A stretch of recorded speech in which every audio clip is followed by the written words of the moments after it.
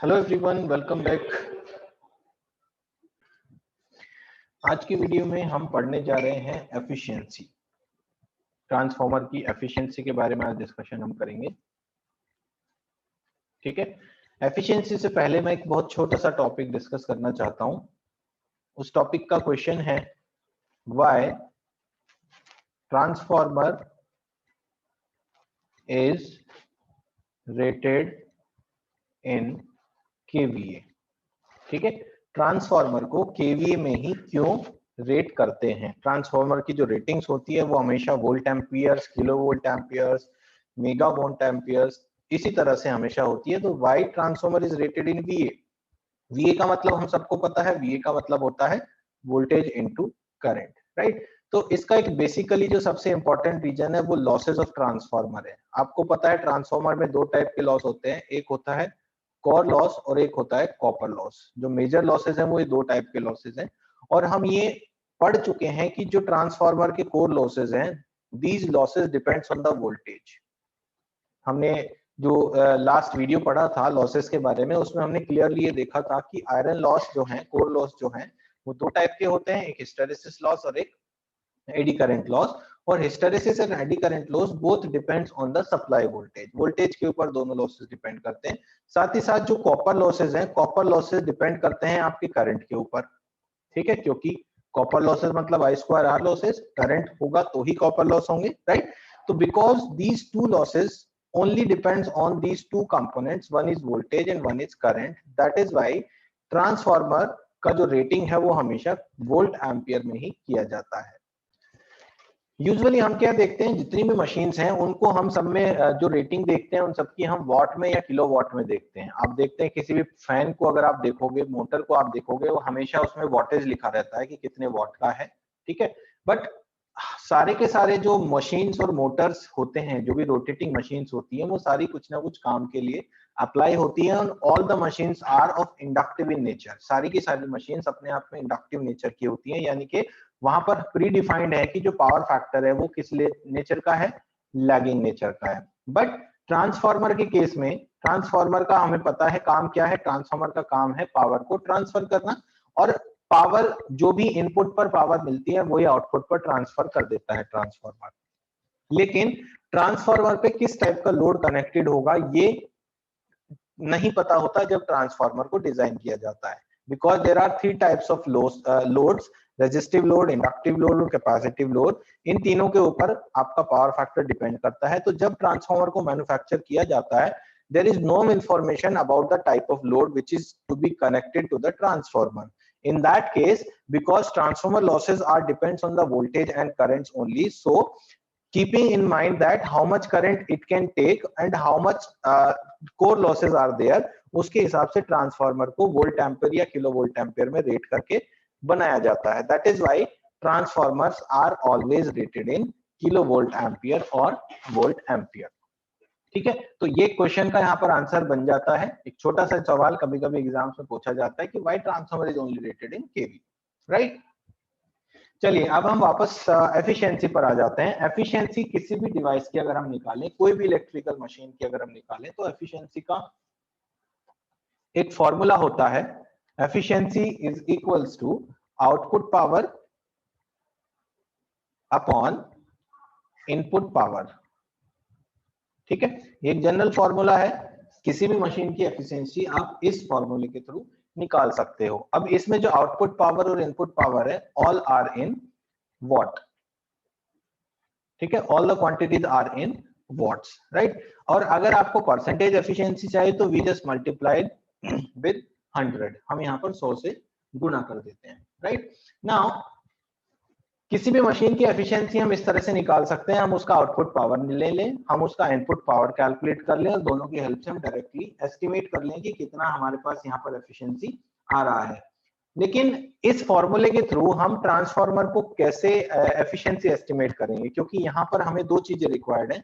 पहली ये चीज है कि हमने ट्रांसफार्मर को इनपुट पर कितनी पावर दी, दूसरा आउटपुट पर ट्रांसफार्मर से कितनी पावर मिली। और ये तभी पॉसिबल है जब हमारे पास एक एक्चुअल ट्रांसफार्मर हो और एक्चुअल ट्रांसफार्मर पे लोड कनेक्टेड हो प्रॉपर्ली। जितना भी ट्रांसफार्मर का फुल लोड है वो कनेक्टेड होना चाहिए, राइट।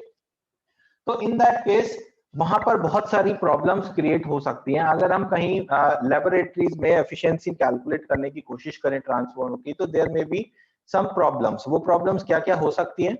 इसमें सबसे पहली एक प्रॉब्लम हमारे पास आ सकती है, चूंकि ट्रांसफॉर्मर की एफिशिएंसी बहुत हाई होती है, of the order of more than 95%, 98%, 99% and so अगर टेस्टिंग करते टाइम 1% का भी एरर किसी भी कारण से आ गया, if there is some error of 1%, क्योंकि पावर मेजर करने के लिए हमारे पास वॉट मीटर होते हैं, और अगर किसी कारण से वॉट मीटर में थोड़ा भी एरर अगर आ रहा है और उसकी वजह से ओवरऑल पावर मेजर करने में 1% का भी एरर आया, तो उससे एक बहुत बड़ा प्रॉब्लम यहाँ क्रिएट हो सकता है।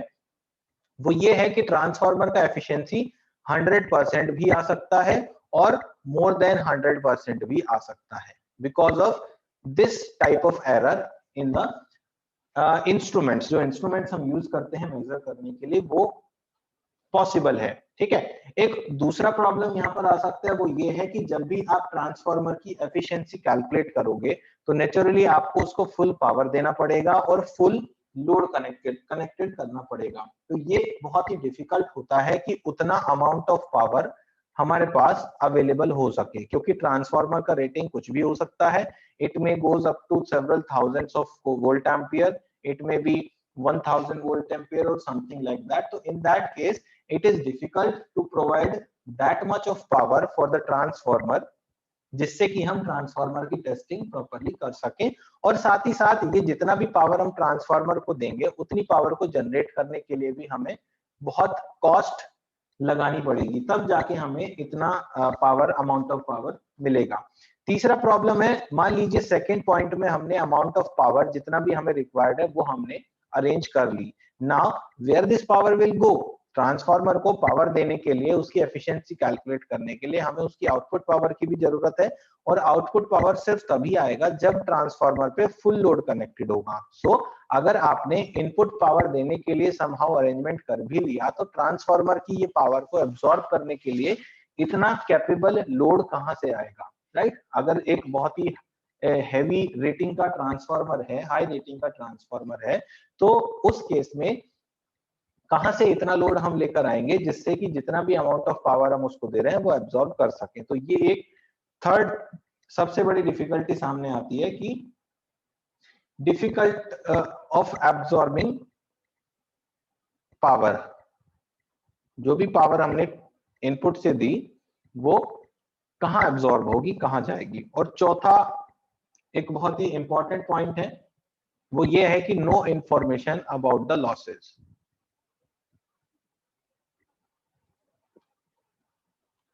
ठीक है, ये चौथा प्रॉब्लम है। तो ये चार मेजर प्रॉब्लम्स आती हैं जब आप ट्रांसफार्मर को यूजिंग दिस फॉर्मूला कैलकुलेट करने की कोशिश करते हैं।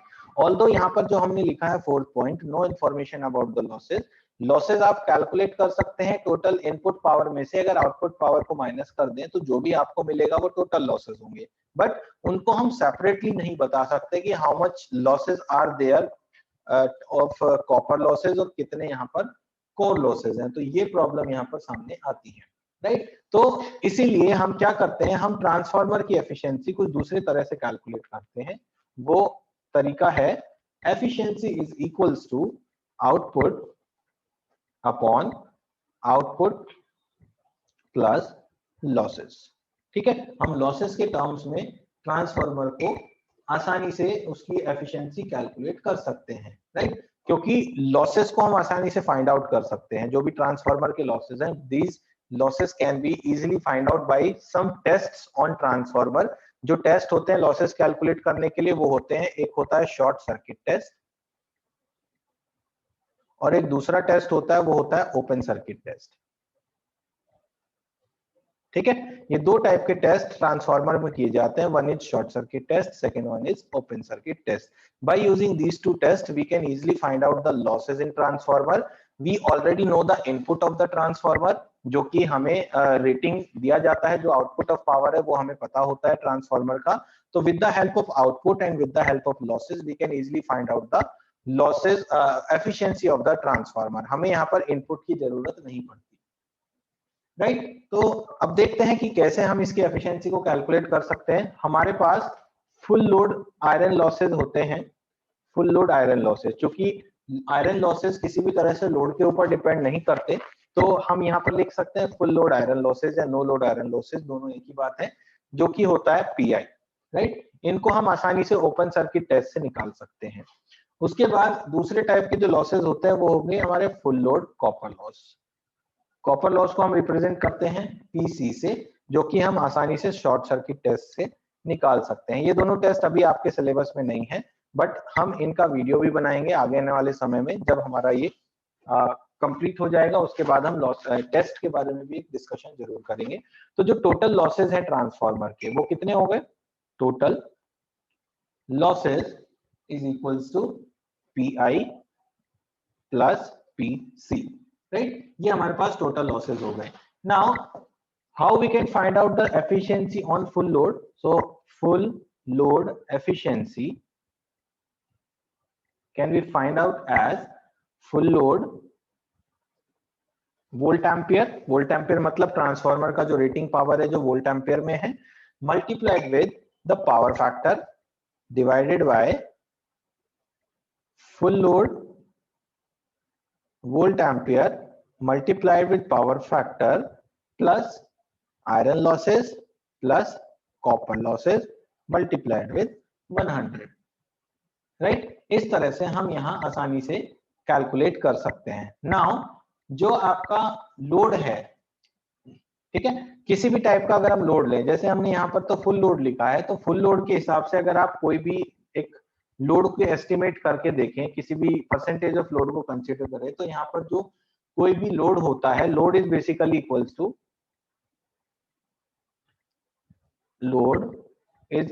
टू होता है x multiplied with full load. इसका क्या मतलब हुआ, इसका मतलब सिंपली ये हुआ कि मान लीजिए आप ट्रांसफार्मर को फुल लोड से कम लोड दे रहे हैं, let us suppose 50% of load दे रहे हैं, तो 50% में हम क्या लिखेंगे यहाँ पर, हम यहाँ पर लिखेंगे कि x की वैल्यू कितनी हो जाएगी, x की वैल्यू हो जाएगी 1/2, क्योंकि 50% ऑफ लोड हम दे रहे हैं। और अगर हम फुल लोड लेते हैं तो फुल लोड में हम लिखेंगे x की वैल्यू 1 है। सिमिलरली जितना भी लोड हम ट्रांसफार्मर को देंगे उसके हिसाब से x का वैल्यू चेंज हो जाएगा। तो it simply depends upon this thing, right. Now चूंकि आपको पता है ट्रांसफार्मर का जो लोड है उसी लोड पर डायरेक्टली क्या डिपेंड करता है, उसी लोड पर डिपेंड करता है ट्रांसफार्मर का सेकेंडरी करंट, राइट। और सेकेंडरी करंट के ऊपर डिपेंड करता है प्राइमरी का करंट। सो अल्टीमेटली जो कॉपर लॉसेज हैं, copper losses are directly proportional to the square of the current, ठीक है, हमें पता है copper losses I square R होते हैं, तो these are proportional to square of the current. Now this current depends on the load, right. We know that the current is directly proportional to the load. That simply means copper losses are proportional to the load square. That means if we have full load, जो कि हमने अभी x का value जो use किया था, this is nothing but the load factor, ठीक है। हम जितना भी परसेंटेज ऑफ लोड ट्रांसफार्मर पे देंगे उसी हिसाब से x का वैल्यू मॉडिफाई हो जाएगा। And since on this value of x the value of current depends, so copper losses will also depends on the square of the load, और ultimately copper losses आपके full load copper losses हो जाते हैं x square of full load losses,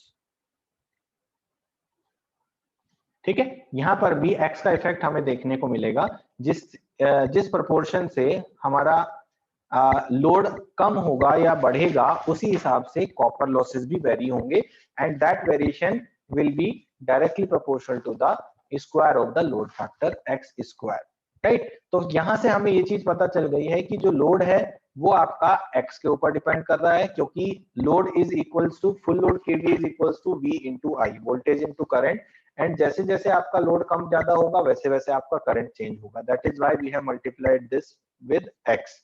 copper losses में चूंकि current square के proportional होता है यहाँ पर, तो इसलिए हमने यहाँ पर वैल्यू यूज की है X square, right. Now what we can write as efficiency which is denoted by eta x, x मतलब परसेंटेज ऑफ लोड, कितनी भी वैल्यू का हम परसेंटेज ऑफ लोड यहाँ पर यूज करें, तो n eta x that is efficiency at x load will be equals to x into full load volt ampere multiplied with the power factor upon x into full load volt ampere multiply with power factor plus iron losses plus x square of PC multiplied with 100. ठीक है, इस तरह से हम यहाँ पर calculate कर सकते हैं. Now what is full load volt ampere? Full load volt ampere is equals to V2 I2. ठीक है, secondary voltage multiplied with the secondary current. This is the full load volt ampere of the transformer. Right, इस तरह से हम full load volt ampere को estimate कर सकते हैं, क्योंकि वोल्ट एम्पियर मतलब वोल्टेज इनटू करंट, और जो भी हम वोल्ट एम्पियर की बात करते हैं that is from the secondary side. Right, तो full load volt ampere is equals to V2 into I2. So from this relation we can write here as efficiency x is equals to x V2 I2 cos phi 2 upon x V2 I2 cos phi 2 plus Pi plus x square of PC multiplied with 100. This is the complete formula of efficiency. In this relation you can easily see कि iron losses पूरी तरह से load से independent है. कितने भी percent load हो, iron losses will always remain same. Now full load volt ampere is equals to V2 into I2, and since we know in a transformer input power must be equals to होना चाहिए output power, so V2 I2 and V1 I1 both must be equal. ये दोनों एक ही बात है, कोई इसमें difference नहीं आता है. राइट, तो ये हमारा हो गया total losses. Now consider the full load, that means x is equals to 1. In that case what will be the efficiency? Will be V2 I2 cos phi 2 upon V2 I2 cos phi 2 plus Pi plus PC multiplied with 100. अब copper losses का जो value होता है हमें पता है, वो होता है I2 square R02. अगर इस वैल्यू को हम यहाँ पर पुट करें तो क्या मिलेगा हमें?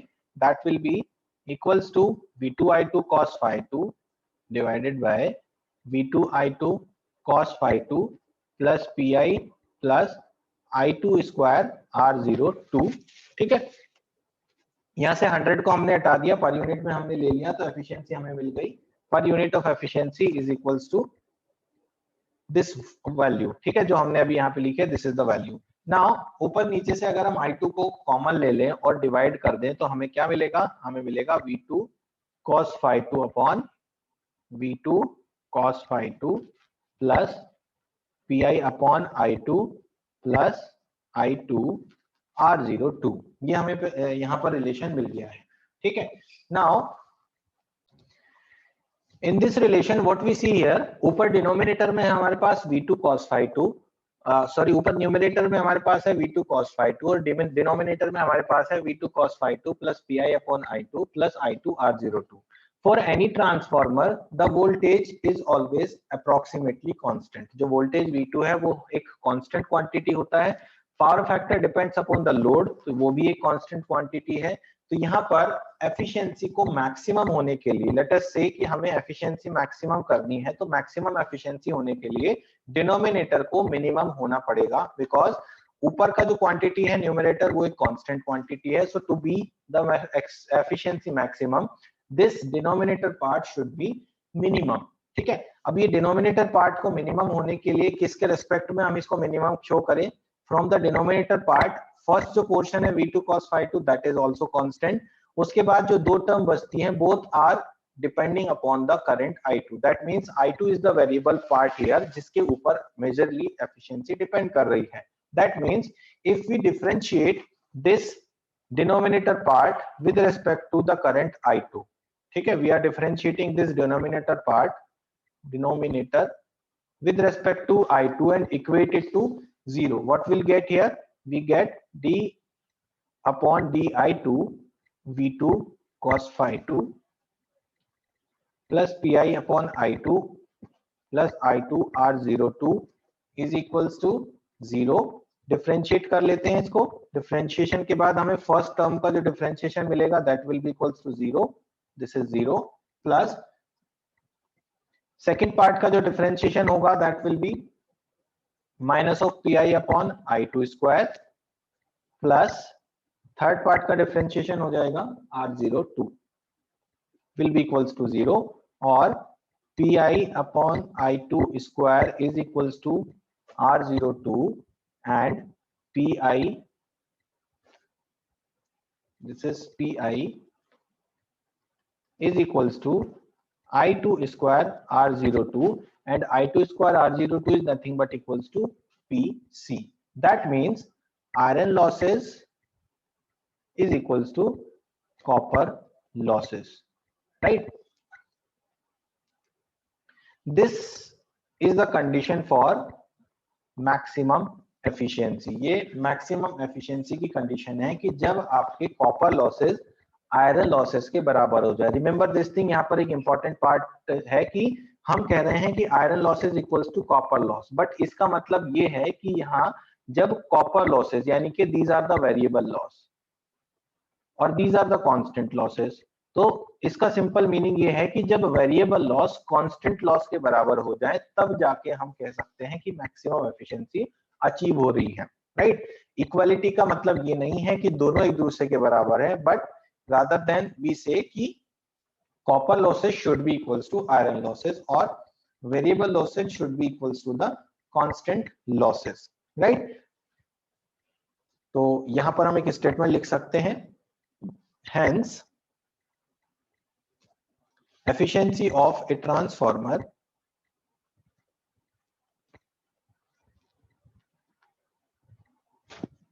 will be maximum when copper losses are equal to the iron losses. ठीक है, दिस इज द स्टेटमेंट. ये बहुत इंपॉर्टेंट रिलेशन है, बहुत इंपॉर्टेंट स्टेटमेंट है कि कौन से लॉस किसके बराबर होंगे. नाउ ऊपर हमने जो रिलेशन निकाला हुआ है वो रिलेशन है Pi is equals to I2 square R02. From there you can find out I2 as I2 is equals to under root of Pi upon R02, right? यहाँ से आप I2 का वैल्यू भी कैलकुलेट कर सकते हैं in the condition of maximum efficiency. Now let us calculate output kVA corresponding to maximum efficiency. Output kVA corresponding to maximum efficiency. इसको calculate करने के लिए हमारे पास कॉपर लॉसेस है PC. These are the copper losses at full load kVA. ठीक है, उसके बाद हमारे पास है iron losses PI. These are iron losses. उसके बाद हमारे पास एक X फैक्टर है, that is the fraction of full load kVA.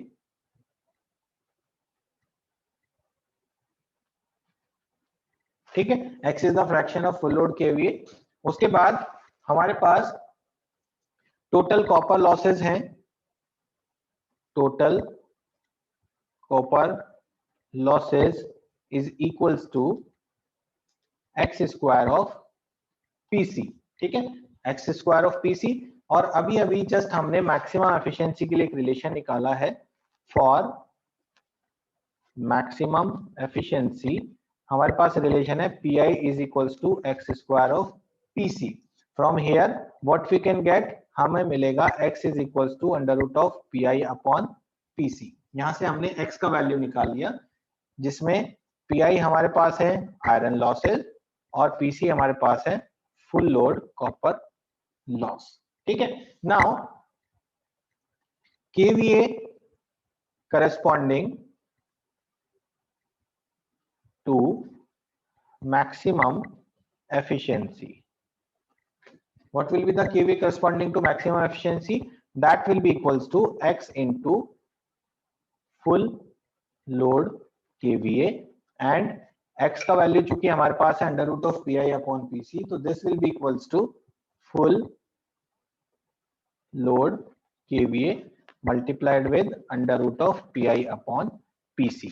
So this is the formula from where we can calculate the KVA corresponding to maximum efficiency. What does it mean? इसका मतलब ये है कि X का value कितने percentage होना चाहिए, यानी कि ट्रांसफार्मर की जो एफिशिएंसी है वो फुल लोड पर कभी भी मैक्सिमम नहीं होती, वो फुल लोड से कुछ परसेंटेज कम लोड पर ही मैक्सिमम होती है। अगर आप एफिशिएंसी वर्सेस लोड कर्व बनाए ट्रांसफार्मर के लिए, तो एफिशिएंसी वर्सेस लोड कर्व आपका कुछ इस तरह का दिखाई देता है, जिसमें आप देखते हैं कि जो कर्व है वो इस तरह बनता है, जिसमें y एक्सिस पर आपके पास है एफिशिएंसी, x एक्सिस पे आपके पास है केवीए लोड। ठीक है, तो this is the point where you get the maximum efficiency, that means this is the point जिसकी हम अभी बात कर रहे थे, जिसका हमने अभी अभी वैल्यू निकाला है, right. This is the load at विच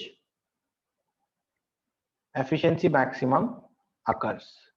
ठीक है, और यहां पर आपको मिलता है मैक्सिमम एफिशिएंसी, ये वो पॉइंट है, राइट। इसमें कर्व में आप क्लियरली देख पा रहे हैं कि जैसे जैसे हम लोड को 0 से बढ़ाते हैं वैसे वैसे एफिशिएंसी बढ़ती चली जाती है। At certain instants it become maximum, उस इंस्टेंट के लोड केवीए को हमने अभी भी डिफाइन किया है कि the value is equals to full load KVA into root PI upon PC. उसके बाद आप अगर फर्दर लोड को इंक्रीज करेंगे तो एफिशिएंसी स्टार्ट्स डिक्रीजिंग। ठीक है, and clearly it is seen कि जो लोड है मैक्सिमम एफिशिएंसी के करस्पॉन्डिंग वो पूरी तरह से पावर फैक्टर से इंडिपेंडेंट है। इसका पावर फैक्टर का कोई भी रोल इस केवीए में नहीं होता जहां पर मैक्सिमम एफिशिएंसी हमें मिलती है। That means power factor leading है या लैगिंग है उसका कोई भी इम्पैक्ट यहाँ नहीं होता है, that simply remains independent from this power factor. So यहाँ से हमने जो इंपॉर्टेंट फॉर्मूले डिस्कस किए हैं वो हैं, सबसे पहले एफिशिएंसी कैलकुलेट करने का एक फॉर्मूला हमने देखा, that is equals to x v2i2 cos phi2 upon x v2i2 cos phi2 plus pi plus x square of pc multiplied with 100। पहला फॉर्मूला ये था। दूसरा हमने देखा कि एट मैक्सिमम एफिशिएंसी एक रिलेशन हमें मिला, वो था x square of pc is equals to pi के बराबर होना चाहिए। तीसरा हमने ये देखा कि जो x का वैल्यू है, जो लोड फैक्टर है जिसके ऊपर आपका सेकेंडरी करंट डिपेंड करता है, उसका जो वैल्यू है वो है PI upon PC। Maximum efficiency पे जब आप x का वैल्यू कैलकुलेट करते हैं तो this is equals to PI upon PC। दूसरा load corresponding to maximum efficiency हमने कैलकुलेट किया, लोड एट मैक्सिमम एफिशिएंसी, उसका वैल्यू है x इंटू रेटेड केवीए। ठीक है, एक ये हमने रिलेशन निकाला है, और एक रिलेशन हमने कैलकुलेट किया है secondary current eight maximum efficiency. ठीक है, secondary current eight maximum efficiency that is I2